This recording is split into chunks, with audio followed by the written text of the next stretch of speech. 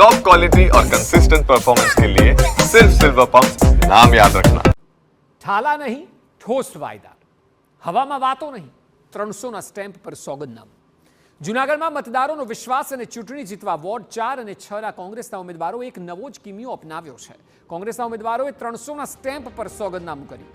સોગંદનામામાં ઉમેદવારોએ નામ, સરનામા અને સંપર્ક નંબર રજૂ કર્યા છે.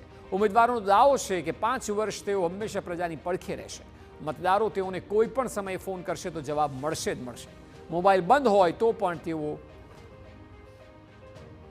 અલગ અલગ રીતે સંપર્ક કરી શકે છે. હવે જ્યારે મહાનગરપાલિકાની ચૂંટણી છે ત્યારે વોર્ડ નંબર 4 અને 6ના કુલ 8 ઉમેદવારો છે. એટલે અમે નક્કી કર્યું કે 8 ઉમેદવાર લોકોની વચ્ચે રહીએ, લોકોના કામ કરે, લોકોનો ફોન આવે તો ઉપડે, લોકોના સતત એમની વચ્ચે રહીએ એવા ઉમેદવારોને સાથે રાખી અને અમે 8 મોબાઈલ નંબર સોગંદનામામાં 4 ને 4 ને વોર્ડ નંબર 6ના જાહેર કર્યા છે કે ગમે ત્યારે લોકો ફોન કરે તો એ ઉપડે અને ફોન ક્યારેય બંધ ના થાય.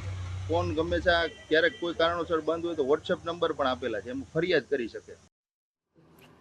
હવે સવાલ એ સર્જાય કે જો કોંગ્રેસના ઉમેદવારો હારી જાય તો શું? આ સવાલના જવાબમાં કોંગ્રેસ ઉમેદવારનો દાવો છે કે ચૂંટણીમાં હારી ગયા બાદ પણ તેઓ પ્રજાનો અવાજ ઉઠાવતા રહેશે. જરૂર પડશે આંદોલન કરશે, પરંતુ પ્રજાને ન્યાય અપાવીને રહેશે. કદાચ કોઈનો આમાંથી પરાજય થાય અને પેનલનો પણ પરાજય થાય તો પણ અમે કોર્પોરેશનમાં સાથે રહી તમારા કોઈ પણ કામ હોય તો અમે આંદોલન કરવા સુધીના અમે તત્પરતા દાખવશું. એટલે લોકોની સેવા માટેનું આ એક સારામાં સારું અને એને હાથવગું મોબાઈલ નંબર અમારે રહી શકે અને ગમે ત્યારે કામ પડે તો ગમે ત્યારે અમને ફોન કરી શકે. ચૂંટણીમાં રેવડીની રાજનીતિ તો આપે જોઈ. હવે થાલા વચનો નહીં પરંતુ ઠોસ વાયદાની રાજનીતિ કોંગ્રેસે શરૂ કરી દીધી છે. માત્ર બોલ વચન નહીં પરંતુ કાગળ પર લખીને ખાતરી આપી છે. કોંગ્રેસ પ્રજાનો મત જીતવા પ્રયત્ન કરી રહી છે. હવે મતદારોને કોંગ્રેસનો કિમિયો કેટલો લુભાવે છે તે ચૂંટણી પરિણામો પરથી સ્પષ્ટ થશે.